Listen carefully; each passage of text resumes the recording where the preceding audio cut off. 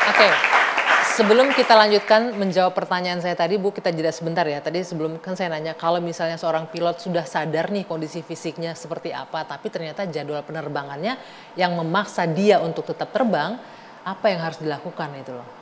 Gimana? Dia bisa menolak nggak sih untuk terbang atau ya udah, saya harus istirahat nih? Sebaiknya memang dia menolak.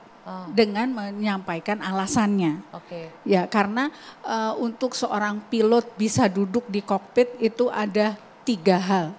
Ya harus aviate, navigate, communicate. Kalau tidak ada itu bagaimana dia bisa lurus terbangnya? Gitu. Saya pikir Pak Pilot nanti yang bisa lebih jelas. Tapi sebelum itu kan dicek fisiknya kan, ya, Cap ya. kan sebelum terbang Kondisi, kita ada cek tensi, Ya. saturasi, Ya. suhu, udah itu tiup alkohol. Oke, itu mungkin sudah dilakukan semua. Sudah, saya baca itu Ya. sudah dilakukan dan lewat semua, tensinya oke, darahnya dan oke, sebagai bebas pilot alkohol. must be professional. Oke. Jadi kita harus jaga. Memang kalau nggak mampu kita kasih tahu. Tapi kasih tahu jangan mendadak. Kecuali ada pilot yang reserve. Reserve misalkan sampai airport, aduh saya nggak enak nih atau nggak kuat. Boleh begitu ya? Boleh, minta ganti. Harus, bukan harus, boleh, Pak.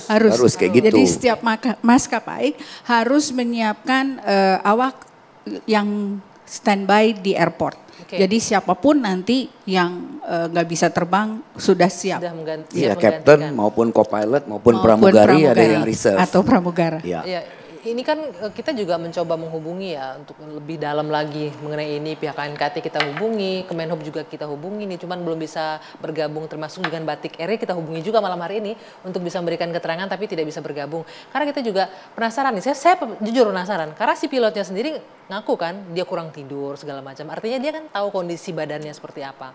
Harusnya bisa minta digantikan ketika itu ya.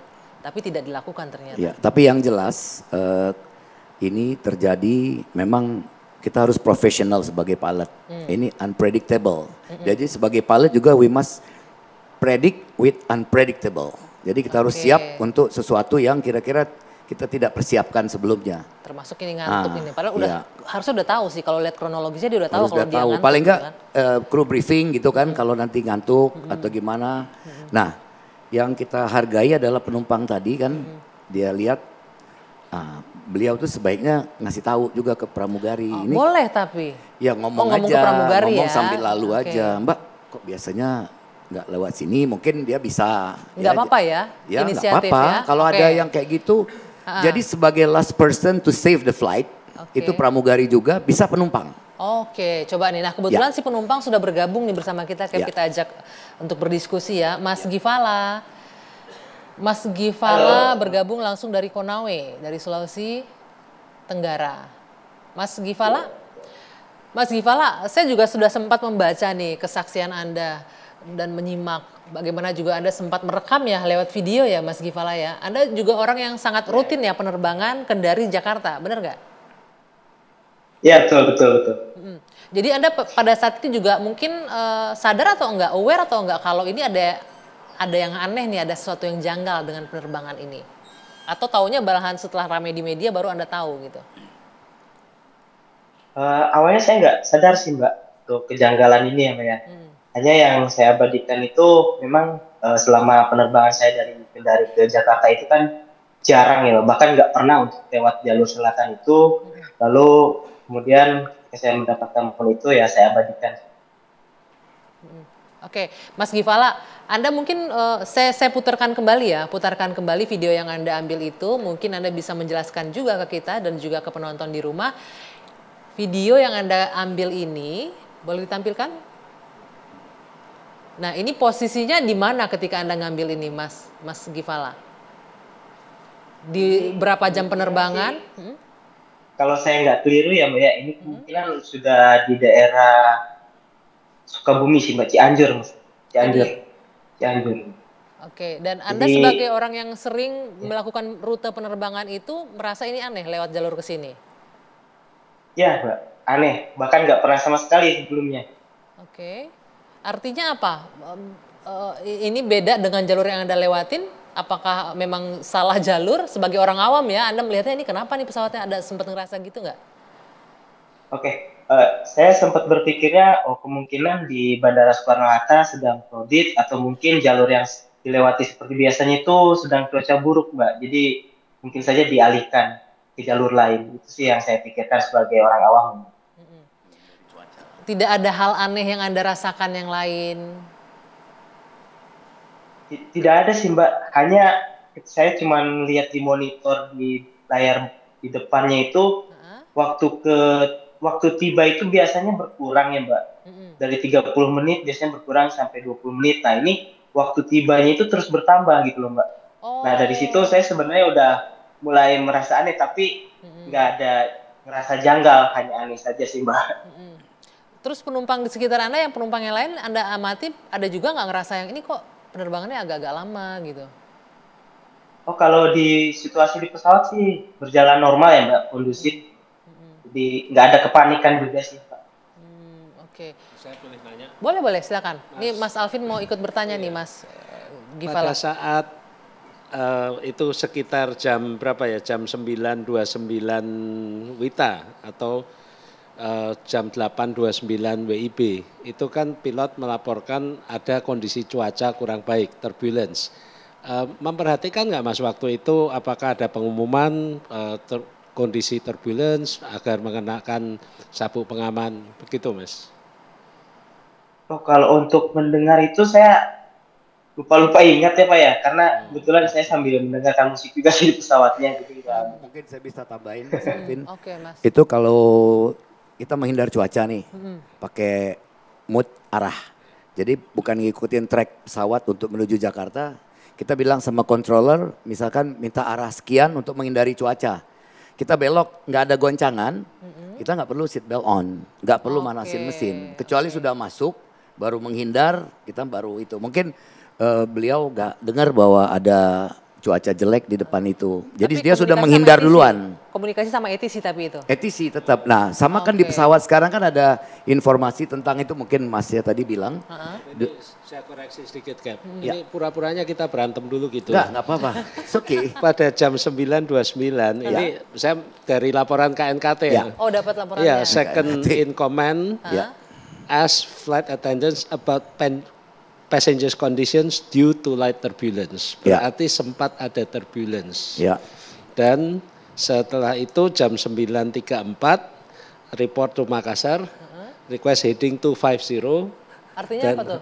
Headingnya 250 itu menghadap ke 250 ke arah 250 derajat. Bergeser derajatnya. Mestinya tracknya kan 275, 269. Dan diminta oleh Makassar agar report when clear of weather.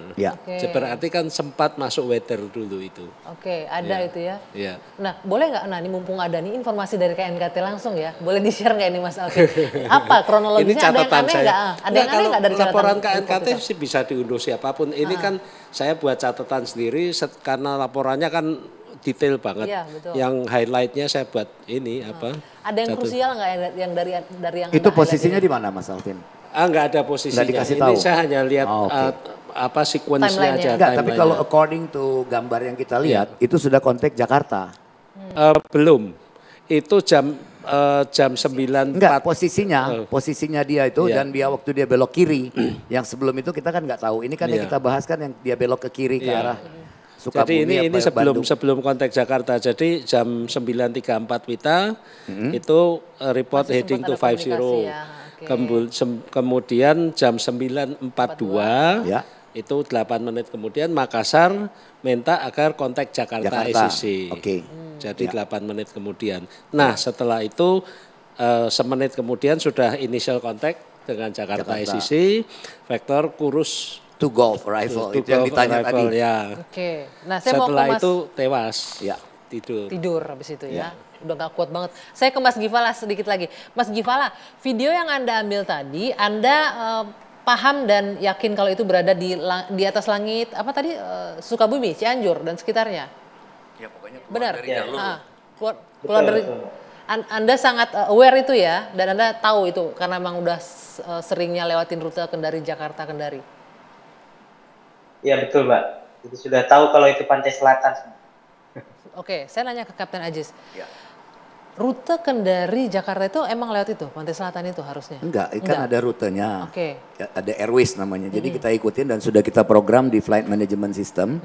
Tinggal ngikutin aja dia. Apabila mau keluar dari rute itu, misalkan ada cuaca atau dari controller sendiri ada pesawat lain, kita disuruh belok. Atau kita minta belok, minta arah sekian menghindari cuaca. Nah, pas belok itu mungkin yang bawa si co-pilot, kaptennya tidur. Setelah itu ya mungkin dua-duanya tidur, jadi ikutin arah itu aja menghindar cuaca. Nah, itu himbauan saya sebaiknya pilot-pilot tuh headset dipakai terus lah. Jadi saya nggak pernah lepas karena tuntut tanggung jawab yang besar itu. Pertanyaan saya, Anda memberikan himbauan itu emang ada ya pilot yang suka ngelepas headset? Enggak, memang aturannya ada yang bisa 18.000 headset lepas pakai speaker. Tapi speaker. Nah, speaker tuh kan kadang-kadang kan nggak begitu bagus. Kalau pakai ini dan juga pakai headset tuh kiri untuk dengarkan komunikasi, kanan untuk berkomunikasi sama sebelah. Kalau dia co-pilot pakai yang sebelah kanan, yang kiri dia free buat ngobrol, buat ngomong. Dan itu harusnya dipakai walaupun sesenior apapun jam terbangnya banyak tetap harus pakai? Pakai, jadi memang tadinya kan 10.000 boleh buka, sekarang 18.000. Tapi kalau saya bukan apa ya, saya senang aja pakai headset biar kayak pilot beneran gitu. Padahal emang pilot beneran kan? Jadi pakai headset itu ya udah sekalian buat safety kita juga, buat dengerin pesawat lain. Jadi kita monitor dengar suara orang. Ya jadi dituntut tanggung jawab lah sebagai seorang professional pilot gitu. Tanggung jawab profesi apapun kondisinya harus siap. Tetap kita jaga. Menjalankan itu. Benar Pak Alvin ya. Benar, apalagi headsetnya mahal. Nah, headsetnya mahal. Nanti kita akan lanjutkan ini. Nah, Bu Ruth sebagai investigator mungkin sudah pernah banyak menangani kasus-kasus seperti ini ya. Boleh nggak nanti dijelaskan usai jeda? Apa dampaknya kalau memang itu ternyata keterusan di jalur yang melenceng itu? Nanti kita jawab ya usai jeda sesaat lagi di Dua Sisi.